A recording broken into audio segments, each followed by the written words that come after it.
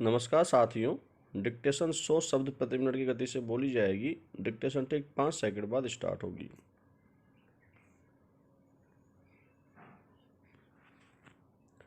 Start. Haridev Joshi पत्रकारिता और जनसंचार विश्वविद्यालय ने सोशल मीडिया पर स्नातकोत्तर कोर्स शुरू किया है।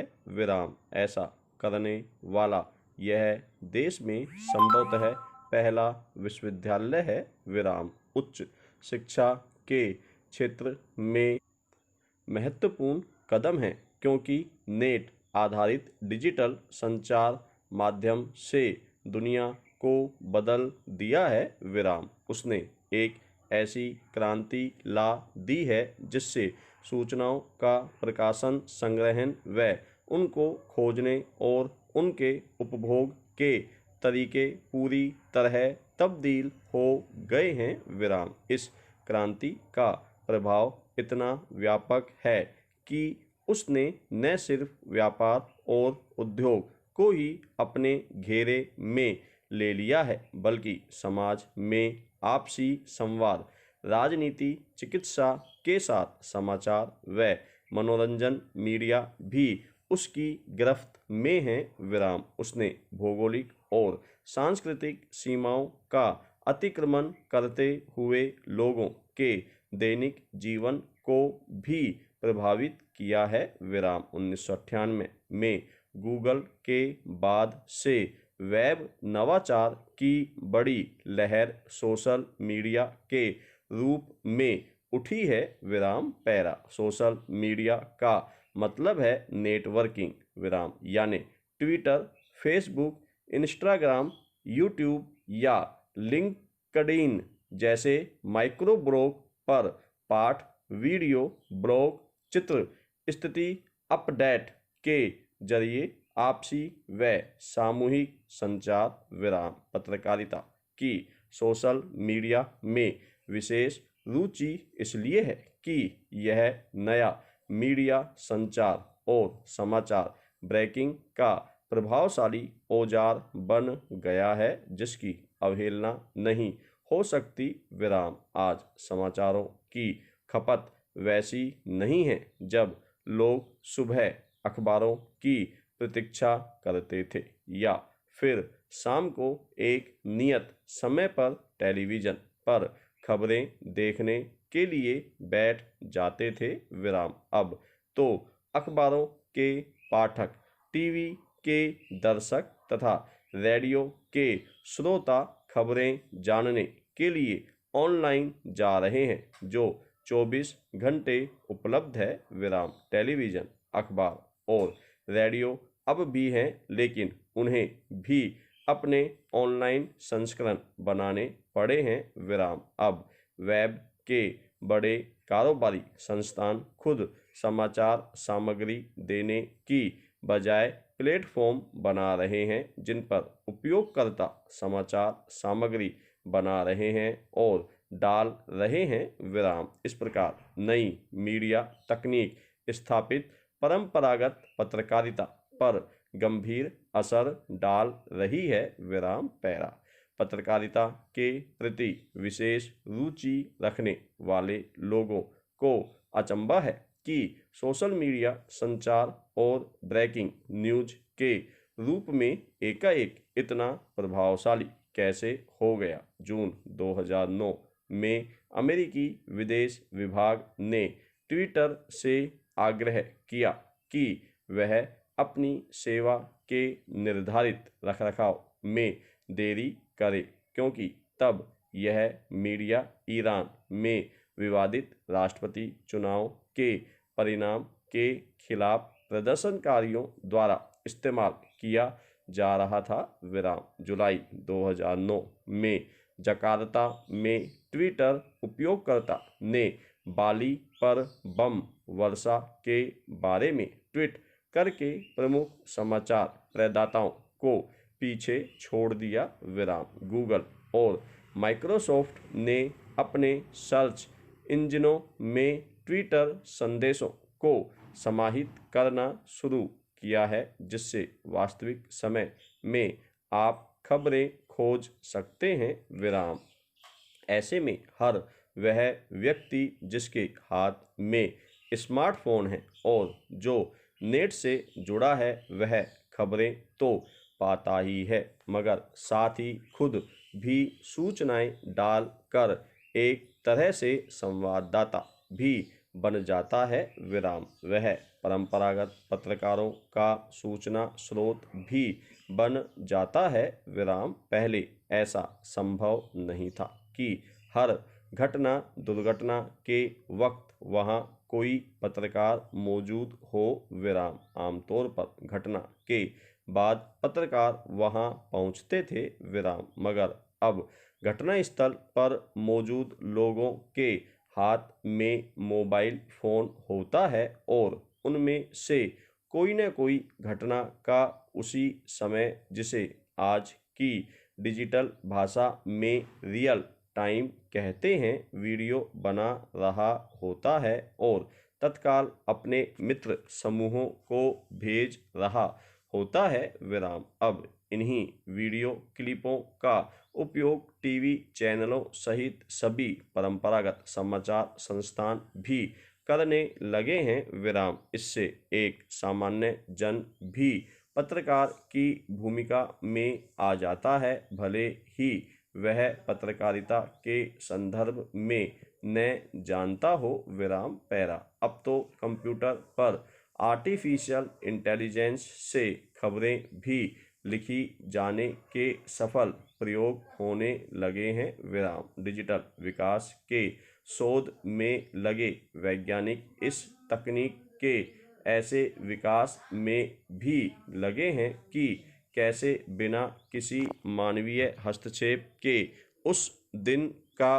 पूरा अखबार बना लिया जाए विराम। इसलिए पत्रकारिता जगत में इस बात को लेकर चिंता होना स्वाभाविक है कि क्या भविष्य में परंपरागत पत्रकार की भूमिका समाप्त होने वाली है, और यह भी कि क्या पत्रकारिता अब कोई मायने रखती है।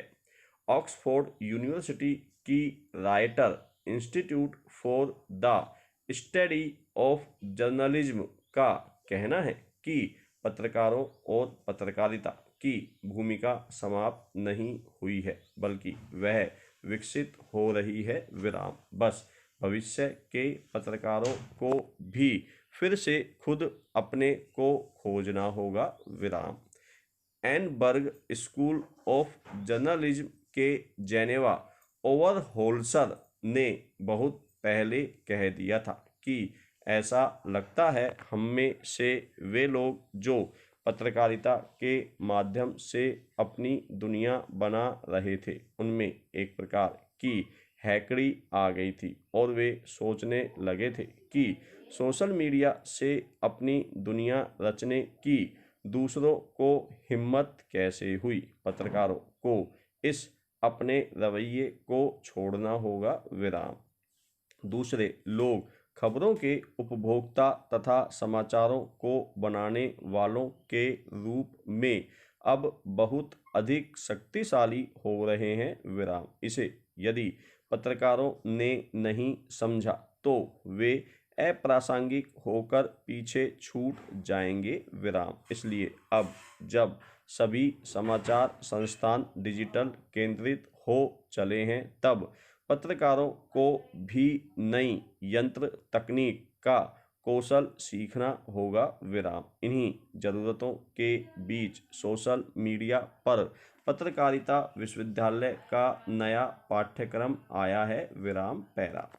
क्योंकि डिजिटल रूप में समाचार और मनोरंजन सामग्री अब सोशल मीडिया नेटवर्क पर कभी भी कहीं भी किसी को भी उपलब्ध है, इसलिए नए प्रारूपों में समाचार सामग्री बनाने के लिए एक मल्टीमीडिया न्यूज रूम की आवश्यकता हो चली है विराम। कागज पर छपे समाचार पत्र में समाचारों का स्थान, विस्तार और प्रस्तुतिकरण भिन्न स्वरूप में होता है और डिजिटल प्रारूप में अलग तरह से विराम। हालांकि दोनों ही माध्यमों में कोशिश उपभोक्ता का ध्यान आकर्षित करने की होती है, जिसके लिए कंटेंट और प्रस्तुतिकरण दोनों महत्वपूर्ण होते हैं विराम। लेकिन डिजिटल मीडिया में उपभोक्ता को लुभाने के अतिरिक्त प्रयास करने होते हैं, क्योंकि वहाँ उपभोक्ता उतना धैर्यवान नहीं होता विराम। फिर डिजिटल उपभोक्ता अधिकतर युवा होते हैं, जिनका दुनिया को देखने का नज़रिया पिछली पीढ़ी से अलग है विराम। पिछली पीढ़ी के लोग जो मिला उसमें संतोष करने के भाव के थे विराम। उनके विपरीत नई पीढ़ी में भौतिक संपन्नता का आग्रह अधिक होता है विराम।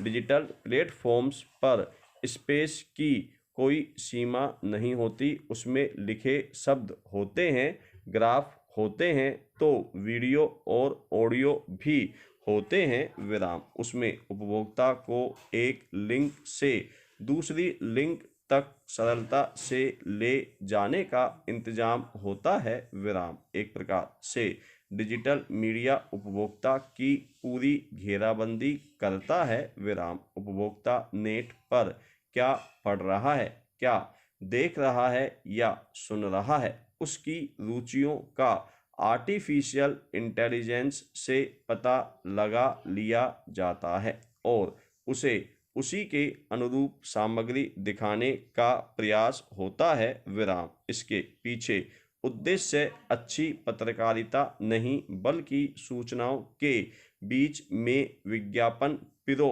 कर बाजार के उत्पाद की बिक्री बढ़ाना होता है विराम। पहला, सोशल मीडिया नेटवर्क हमें समुदायों के भीतर समूह बनाने को प्रेरित करते हैं विराम। समूहों में भौगोलिक और सांस्कृतिक सीमाएं टूटती हैं और सबको एक धरातल और एक समझ तक ले आया जाता है विराम। वेब का कारोबार करने वाले इस बात को समझने का हर संभव प्रयास करते हैं कि यहाँ लोकतंत्र है, जहाँ हर किसी को खुद को व्यक्त करने का मौका मिलता है विराम। मगर इससे यदि आपसी मेलजोल बढ़ता है तो अपने से भिन्न के खिलाफ माहौल भी यहाँ बनाया जा सकता है विराम। यह भिन्नता राजनीतिक, सामाजिक, धार्मिक और लैंगिक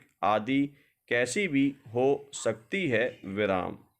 पत्रकारिता की नई व्यवस्था के जनक और उनका अनुसरण करने वाले कहते हैं कि इससे क्या फर्क पड़ता है विराम। इसे वे समाचार मीडिया में एक प्रकार की औद्योगिक क्रांति की संज्ञा देते हैं, जिसके केंद्र में सोशल मीडिया है विराम।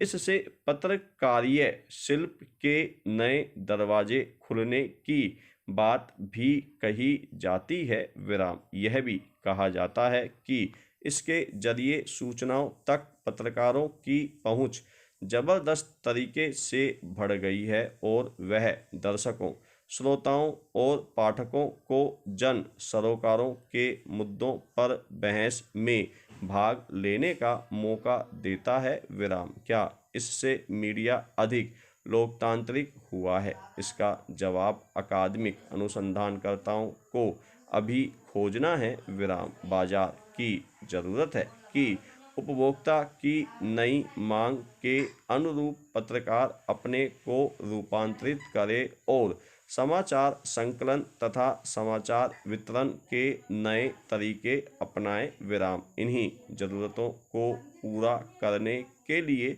स्वाभाविक रूप से पत्रकार सामाजिक, सांस्कृतिक और तकनीकी बदलाव के अनुरूप अपने को ढाल रहे हैं विराम। परिवर्तनों का यह उफान पत्रकारों पर यह दबाव भी बना रहा है कि वे मल्टी स्किलिंग वाले ऐसे कामगार बने जिनमें त्वरित समाचार बनाने की क्षमता हो, भले ही उनके पास सोच विचार करने, तथ्यों को सत्यापित करने और अच्छा लेखन करने के लिए समय न हो विराम।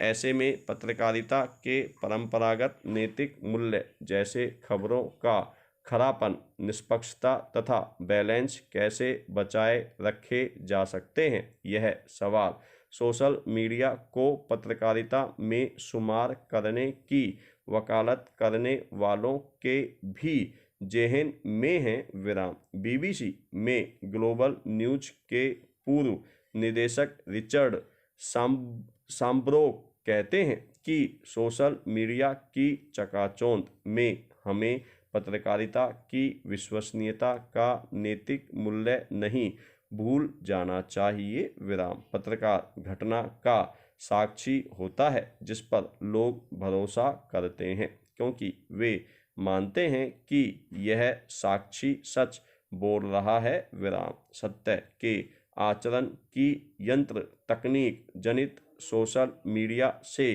कैसे की जा सकती है, यह लाख टके का सवाल है। विराम। धन्यवाद साथियों।